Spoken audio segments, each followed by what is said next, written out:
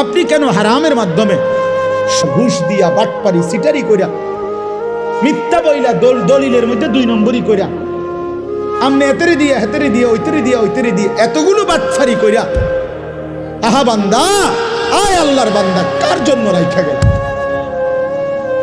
নিজের আখিরাত বরবাদ করে দিলা। কার জন্য রাইখা গেলে এই 10 শতক জমি? এত সিটারি করলা, এতটি দলিলের মধ্যে এতগুলো ফেঁস লাগাইয়া একদ্দুর জমি উদ্ধার করলা, বিনিময়ে আজ কার জন্য রেখে যাচ্ছ? তোমার না বলে? কবরে যাওয়ার দিন নাফরমান নিচ্ছ না কেন জমি? এই নাফরমান, এই না বলে তোর 10 শতক জমি নেছ না কেন বলে? নাও না কেন? এটা না তোমার?